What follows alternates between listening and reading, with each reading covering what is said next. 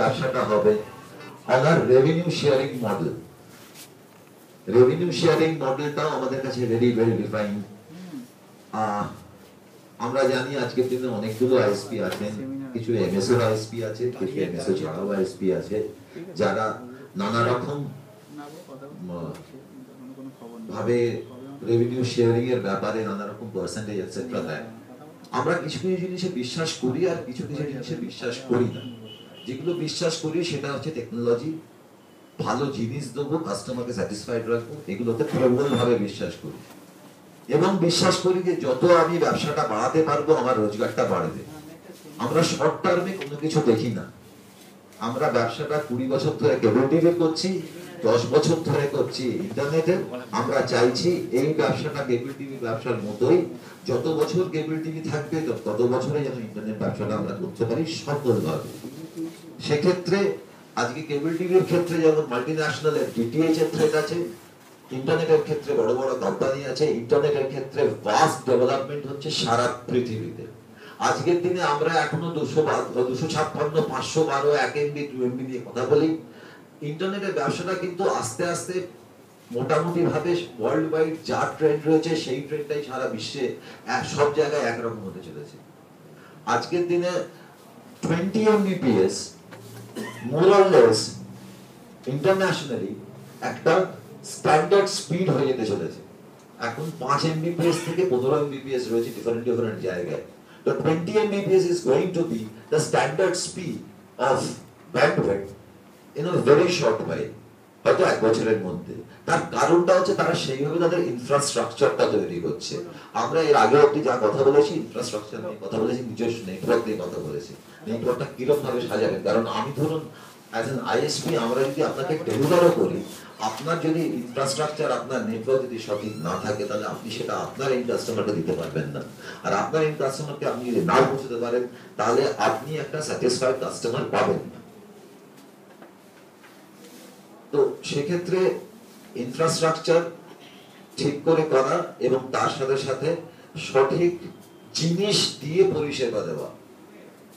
আজকের দিনে যদি একটা কেবল টিভির ক্ষেত্রে বলি, যদি আমরা আজকের দিনে আবার একটা 20-22 চ্যানেলের সিগন্যাল কাউকে দিই, কোনো কাস্টমারকে দিই, আমাদের এক্সিস্টিং কাস্টমারকে, সে কতটা স্যাটিসফাইড হবে? সে কি রাখবে আমার লাইন? কারণ তার আমার পাশের অপারেটরটা কিন্তু অনেক বেশি চ্যানেল দিচ্ছে এবং পরিষ্কার স্বচ্ছ ছবি দিচ্ছে। তো সে একই রকম ভাবে ইন্টারনেটটাকে নিয়ে চিন্তা করতে হবে যে ইন্টারনেটটা আজকের দিনে যেটা ওয়ার্ল্ড ট্রেন্ড, আমি ওই সেই ওয়ার্ল্ড ট্রেন্ডে এক্ষুনি না পৌঁছতে পারি, কিন্তু পৌঁছানোর মতো জায়গা তৈরি করতে হবে। তাই জন্যই কিন্তু আমরা আজকের দিনে ইন্টারন্যাশনাল ব্যান্ডউইথের সাথে সাথে আমরা এই পিয়ারিং স্পিড, পিয়ারিং ব্যান্ডউইথ দিচ্ছি। আমরা ল্যান্ড অ্যান্ড ওয়ান দুটো ব্যান্ডউইথকেই একসঙ্গে কাস্টমারকে দিচ্ছি, খুব বেশি পয়সার বিনিময়ে নয়। তার কারণ যাতে কাস্টমারের কাছে স্পিডের ফিলটা আসে, স্পিডের ফিলটা যাতে আসে, সেই জন্য এই স্পিডের ফিলটা আসতে গেলে কিন্তু এই সার্ভারে ব্যান্ডউইথ দিয়ে দেওয়া যাবে না। সেখানে আমি হয়তো একটা অ্যাসিওর্ড ব্যবসা পেয়ে যাবো, অ্যালায়েন্স হয়তো একটা অ্যাসিওর্ড ব্যবসা পাবো, আছে ঠিক আছে, ওকে এত এমবিপিএস দিলাম, তার কাছ থেকে মাস গেলে এত টাকা পাবো। কিন্তু সেক্ষেত্রে না আপনি এগোবেন না অ্যালায়েন্স এগোবে। অ্যালায়েন্স আজকের দিনে কলকাতাতে যে সুনামের সঙ্গে ব্যবসাটা করছে সেই সুনামটা কিন্তু ডিস্ট্রিক্ট টাউনে, বর্ধমানের মতো জায়গায় বা অন্যান্য যে ডিস্ট্রিক্ট টাউন থেকে আপনারা সবাই এসেছেন সেখানে কিন্তু সেটা হবে এবং সে ব্যাপারে কিন্তু আমরা যথেষ্ট ওয়ারেড থাকবো। এক হচ্ছে লিগালি এটা ভুল, লিগালি এটা ইনকারেক্ট, লিগালি এটা অপরাধ। আপনার যদি কখনো কোনো ক্রাইম, সাইবার ক্রাইম এটসেট্রা হয়, তাহলে যে সাইবার ক্রাইম করলো সে ধরা পড়ুক আর না পড়ুক, আপনি কিন্তু প্রচুর ভাবে হ্যারাসড হবে। কলকাতা শহরে এরকম বেশ কিছু ইনস্টান্সেস আছে যেখানে যারা কয়েকজন সার্ভারে চালায় তাদের হাজত বাসক্তি করতে হয়েছে। তাছাড়া এখানে এখনো হয়নি, আমি আশা করবো কারো এরকম না হবে। তার কারণ হচ্ছে যে আজকের দিনে কলকাতা শহরের অপারেটরদের সঙ্গে যাদের যোগাযোগ আছে, যাদের ক্যাশ এরিয়ার অপারেটরদের সঙ্গে যোগাযোগ আছে, তারা জানেন যে ক্যাশ এরিয়াতে কাস্টমারকে যে বিলটা করে সেটা এমএসও করে। এমএসও কেন এমএসও করে, কেন অপারেটর করে না? নন ক্যাশ এরিয়াতে করতে পারে, নন ক্যাশ এরিয়া অনেক অপারেটরই আছে যারা কাস্টমারকে বিল করে, বিকজ ওই জায়গাটা সম্পূর্ণ আনঅর্গানাইজড একটা সেক্টর। অর্গানাইজ সেক্টরে কিন্তু এমএসওই বিল করবে, তার কারণ এমএসওর একটা লিগ্যাল এন্টিটি থাকছে in the eye of law. সেক্ষেত্রে যে কাস্টমার সে via the LCO operator, local cable অপারেটরের ভায়া হয়ে সে কিন্তু এমএসওর কাস্টমার হচ্ছে।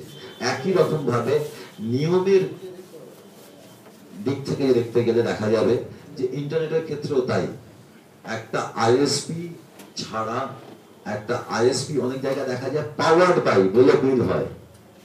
পাওয়ার্ড বাই এর কোনো জায়গা নেই। আমি ইন্টারনেট অপারেটর বলছি, মানে আইএসপি তে রয়েছি, আইএসপি হিসেবে বলছি, প্লাস আমার একটা এলএলবি ডিগ্রি আছে, সেখান থেকেও বলছি যে এর কোনো লিগ্যাল স্ট্যান্ডিং নেই।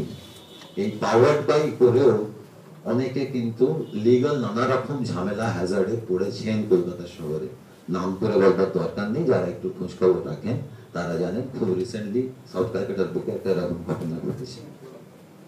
তো এনিওয়ে আমরা এই জিনিসগুলোতে বিশ্বাস করি না, আমরা এভাবে ব্যবসাটাও করি না, আমরা এভাবে ব্যবসাটা করতেও পারবো না বা করতে চাইও না। আমরা ব্যবসাটা করি খুব স্বচ্ছভাবে, আমরা ব্যবসাটা করি ব্যবসার নিয়মটাকে ইউনিভার্সাল রেখে, operator to operator, person to person. চঞ্চলের সঙ্গে আমার খুব ভালো রিলেশন, আলাদা হিসেব হলো। দেবের সঙ্গে আমার রিলেশনটা একটু খারাপ, দেবের সঙ্গে আলাদাভাবে কাজ করলাম, এরকম কিন্তু হয় না। যেটা হয় অ্যালায়েন্স যেটা করে, অ্যালায়েন্স একদম ইউনিভার্সাল একটা রেভিনিউ শেয়ারিং মডেল তৈরি করা আছে, তার উপরে ভিত্তি করে ব্যবসাটা করে।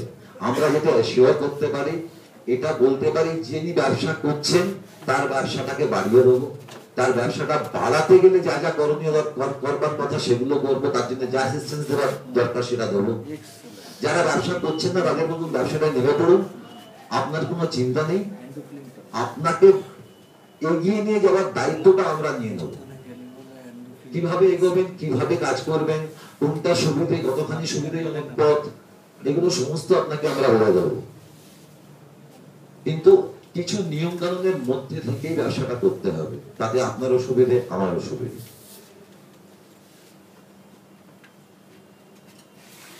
আমরা শুরু করেছি এখানে বর্ধমানের যাত্রা, আমরা এখানে একটা ঘটনা নেবো, আমরা কয়েকজনের সঙ্গে কথাবার্তা বলেছি। আমাদের অনেকের ফোন নাম্বারই হয়তো আপনাদের কাছে আছে। আজকে এটা একটা সলতে বাগানোর পালা হলো, জাস্ট নিজেদের ইন্ট্রোডিউস করলাম, আমাদের চিন্তা ভাবনা আপনাদের সঙ্গে শেয়ার করলাম। আপনারা চিন্তা ভাবনা করুন অ্যালায়েন্স আপনাদের কাছে কতখানি গ্রহণযোগ্য বলে মনে হচ্ছে। ব্যবসায়িক দিক থেকে, টেকনিক্যাল দিক থেকে যদি মনে হয় আমাদের সঙ্গে যোগাযোগ করুন। আমরা তো এখানে করবই, অনেকেই আছেন যারা আমাদের সঙ্গে করতে ইন্টারেস্টেড। যারা এখনো চিন্তা ভাবনার পর্যায়ে আছেন তারা একটু চিন্তা করুন, এতদিন করেননি যারা, তারা আমার মনে হয় হাই টাইম আপনি একটা ব্যবসা করার স্কোপ নষ্ট করছেন। আমাদের প্রত্যেকের এরিয়াতে আমরা জানি যে প্রত্যেকের এরিয়াতে কিছু কম্পিউটার আছে, কিছু কম্পিউটারে ইন্টারনেট লাইন আছে। সেই ইন্টারনেট লাইনটা আপনি না দিয়ে আপনার এরিয়ার ব্যবসাটা অন্য কেউ কাউকে দিয়ে দিচ্ছে, অথচ আপনার কাছে কিন্তু এই ব্যবসাটা করা খুব ইজি, খুব সম্ভব, খুব ইজিলি সম্ভব, খুব মানে এটা কোনো কমপ্লিকেশনস নেই। চিন্তা করুন, আমার মনে হয় আমরা সবাই মিলে এগোই।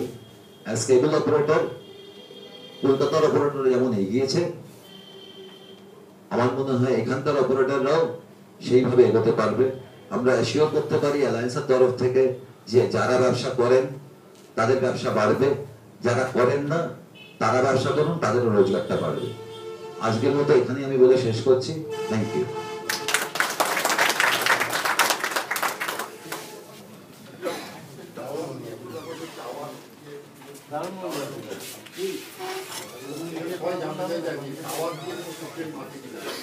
টাওয়ার দিয়ে কোনো সিস্টেম আছে কিনা এ ব্যাপারে দুটো কথা বলতে